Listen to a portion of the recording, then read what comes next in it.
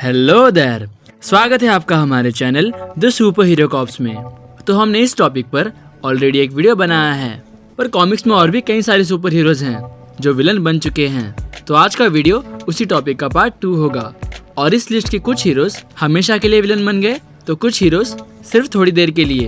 और वीडियो शुरू होने से पहले अगर आप हमारे चैनल पर नए हैं तो हमें सब्सक्राइब करें और चेकआउट करें हमारे बाकी videos. So let's begin.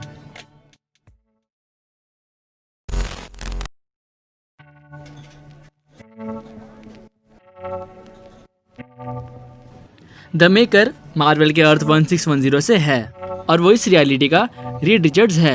Main Marvel universe की तरह ये रीड रिचर्ड्स बचपन से ही बहुत इंटेलिजेंट था। जब वो 21 साल का हुआ तब एक इंसिडेंट होता है जिसमें रीड रिचर्ड्स, बेन ग्रिम, स्यू स्टॉर्म और जॉनी स्टॉर्म को अपनी पावर्स मिलती हैं। पर रीड की पावर्स यहाँ उसकी मेन पावर से थोड़ी अलग है। वो अपनी बॉडी का कोई भी पार्ट स्ट्रेच कर सकता था और वो अपना ब्रेन बड़ा करके अपनी इंटेलिजेंस और भी बढ़ा सकता था। और इसी के साथ साथ उसे इमॉर्टैलिटी भी मिल जाती है और वो एज भी नहीं होता। मेन यूनिवर्स की तरह ये रीड रिचर्ड्स भी फैंटास्टिक फोर बनाता है। पर इस यूनिवर्स में अल्टीमेटम नाम का एक इवेंट होता है जिसमें कई सारे हीरोज मर जाते हैं। तब रीड की सोच बदल जाती है और वो अपने तरीके से दुनिया को बदलना चाहता है, जो ठीक नहीं था। और हीरोज उसे हरा देते हैं और उसे हराते समय ह्यूमन टॉर्च और आधा चेहरा जला देता है। हराने के कई सालों बाद वो फिर से आता है और अपने आम को मेकर का नाम देता है।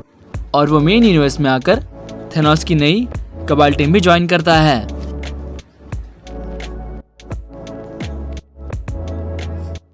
तो एंजल एक्समैन के फाउंडिंग मेंबर में से एक है जो 1963 यानी कि एक्समैन के फर्स्ट कॉमिक से मार्वल यूनिवर्स में है। उसका विलन बनना बहुत बड़ी बात थी।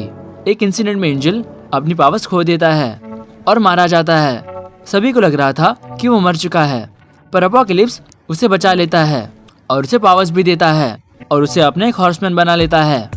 और उसका नया नाम था आर्कएंजल और उसके विंग्स पहले से भी ज्यादा शार्प हो गए थे और उसका कॉस्ट्यूम भी बहुत कूल हो गया था। एक्समैन अपोकलिप्स मूवी में हमें ये चीज देखने मिली, पर उसमें एंजल के बारे में ज्यादा कुछ नहीं दिखाया गया।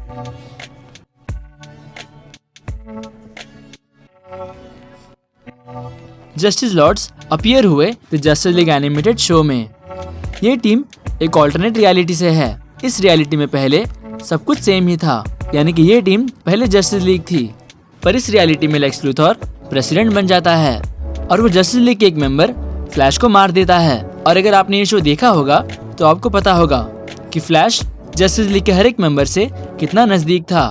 तो उसकी डेथ की वजह से सुपरमैन लेक्स लूथर को मार देता है और वो लोग जस्टिस लीग से जस्टिस लॉर्ड बन जाते हैं और वो पूरे अर्थ पर रूल करते हैं। वो पूरे अर्थ पर पीस मेंटेन करते हैं, पर उनके तरीके बहुत क्रूअल थे। वो डीसी के मेन अर्थ पर भी आते हैं, पर इस अर्थ की जस्टिस लीग उन्हें हरा देती है।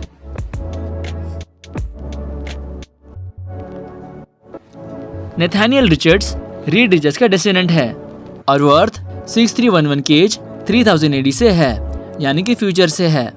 अपने एंसेस्टर की तरह वो बचपन से ही बहुत इंटेलिजेंट था और वो टाइम ट्रैवल करके पास्ट में जाता है और आयरन लैड नाम का एक सुपर हीरो बनाता है और यंग एवेंजर्स नाम की एक टीम भी फॉर्म करता है। पर आगे जाकर वो कैंग द कॉन्करर नाम का एक टाइम ट्रैवलिंग विलन बनता है। कॉमिक्स में ये क्लियरली नहीं बताया गया कि कैसे Iron Lad Kang the Conqueror बना, पर टाइम ट्रैवल हो तो स्टोरी में हमेशा कॉम्प्लिकेशन बनती ही है। पर अगर आपको आयरन लैड के ओरिजिन के बारे में जानना है तो हमने उस पर भी वीडियो बनाया है, तो उस वीडियो को जरूर देखें। और एमसीयू में भी अब बड़े विलन की जरूरत होगी, तो एक टाइम ट्रैवलिंग विलन एमसीयू के लिए इंटरेस्टिंग होगा।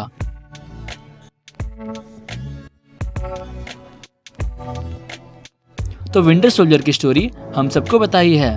कॉमिक्स और एमसीयू दोनों में ही बकी बार्न्स कैप्टन अमेरिका का साइडकिक था और वर्ल्ड वॉर 2 के एंड में सभी को लगता है कि बकी बार्न्स मर चुका है, पर हाइड्रा ने उसे कैद कर रखा था और वो कई सालों तक उसका ब्रेन वॉश करते हैं और उसे एक साइबरनेटिक हाथ भी देते हैं और उसे एक असैसिन बना देते हैं, यानी कि द विंटर सोल्जर।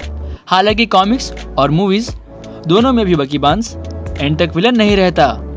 दोनों ही जगहों में वो फिर से हीरोज की तरह आ जाता है और कॉमिक्स में तो वो एक समय के लिए कैप्टन अमेरिका भी बना है और एमसीयू में अब वो एक हीरो बन चुका है, वो भी एक वाइब्रेनियम आर्म के साथ। तो Falcon and the Winter Soldier show में उसके एडवेंचर्स देखने मजा आएगा।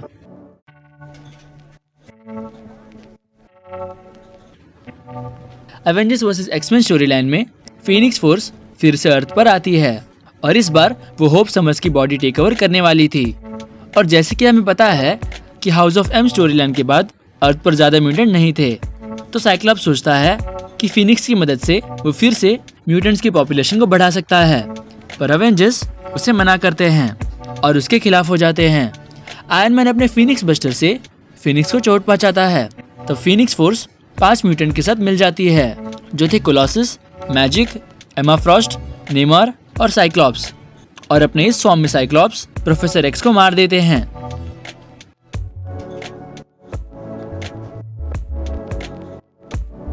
तो सुपरबॉय प्राइम एक ऑल्टरनेट रियलिटी से है और इस रियलिटी में भी वो अकेला हीरो था। डीसी के क्राइसिस इवेंट में वो हीरोज की मदद करता है, पर उसका पूरा यूनिवर्स डिस्ट्रॉय हो जाता है और इस वजह से वो एक विलन बन जाता है। सुपरबॉय प्राइम डीसी के सबसे स्ट्रॉन्गेस्ट विलन में से एक है, क्योंकि उसने एक ही पंच में पूरी रियलिटी को ब्रेक कर दिया था और उसने मिस्टर मिक्सलब्लेड को भी हराया है, जो एक 5th डायमेंशन बीइंग है। और अगर आपको सुपरबॉय प्राइम के बारे में और भी जानना है तो हमारा ये वीडियो बाद में जरूर देखें।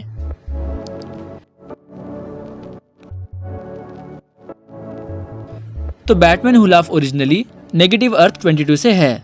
इस रियलिटी में जोकर बैटमैन में पॉइजन इंजेक्ट करके उसे रस्सी से बांध देता है और उसी समय जोकर पूरे गौथम को तबाह करता है और सभी लोगों को जान से मार देता है। और वो बैटमैन के सामने एक बच्चे के पेरेंट्स को मार देता है, उसी तरह जिस तरह बैटमैन के पेरेंट्स मारे गए थे। और फाइनली बैटमैन जोकर को जान से मार देता है, पर उसके मुंह से जोकर गैस निकलती है और कुछ दिनों बाद उस गैस का असर होने लगता है। और पहले वो पूरी बैट फैमिली को मार देता है और बाद में वो पूरी जस्टिस लीग को भी खत्म कर देता है। और वो बारबेटॉस द बैट गॉड के लिए एक इविल टीम भी क्रिएट करता है, जो थी डार्क नाइट्स। इसके बारे में भी हमने इस वीडियो में डिटेल में डिस्कस किया है।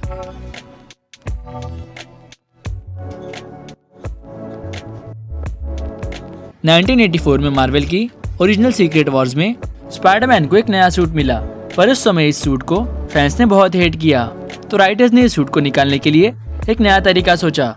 तो जैसे हमें पता है कि ये सूट एक सिम्बियोट था, यानी कि वेनम, जो पीटर पार्कर को बुरा बना रहा था और उसके साथ हमेशा के लिए बॉन्ड होना चाहता था। पर पीटर पार्कर को ये पता चल जाता है और वो इस सूट को निकाल देता है।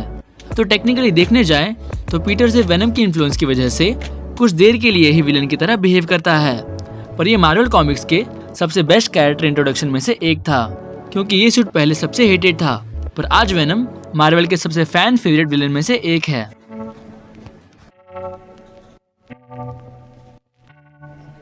एक बार जब सभी एवेंजर्स एक साइकिक पावर वाले रेड स्कल को डिफीट करते हैं, तब एक इंसिडेंट हो जाता है जिसमें कुछ हीरोज की पर्सनालिटी चेंज हो जाती है और इसमें आयरन मैन भी थोड़ा बदल गया था।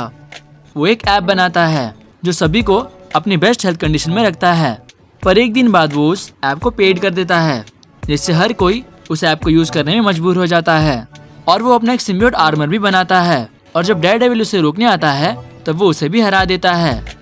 ये स्टोरी थोड़ी स्ट्रेंज थी, पर इसमें हमें एक सिम्बियोट सूट देखने मिला। और अगर आपको ये स्टोरी कॉम्प्लिकेटेड लगी तो एक और कॉम्प्लिकेटेड स्टोरी है जिसमें आयरन मैन एक विलन की तरह था। इस स्टोरी में इमॉर्टस, जो कैंग द कॉन्करर का अल्टरनेट फ्यूचर वर्जन है, वो टोनी स्टार्क को मैनिपुलेट कर रहा था और वो टोनी स्टार्क के जरिए अवेंजर्स को हराना चाहता था और कुछ देर के लिए वो विलन बन गया था। पर एंड में टोनी स्टार्क का यंगर वर्जन आता है और इस टोनी को हराकर उसे रिप्लेस कर देता है। सो गाइस, तो कमेंट करें अपने टॉप 5 हीरोज जो विलन बन गए थे, यानी कि हमारे इन दोनों वीडियो में से आपको कौन से टॉप 5 हीरोज सबसे ज्यादा पसंद आए जो विलन बने। तो अभी कमेंट करें और इस वीडियो को लाइक करना ना भूलें। और हमने इसी तरह मार्वल डीसी पर कई सारे कंटेंट बनाए हैं, तो उन्हें भी चेकआउट करें और हमें सब्सक्राइब करें। This is super hero cops and thanks for watching.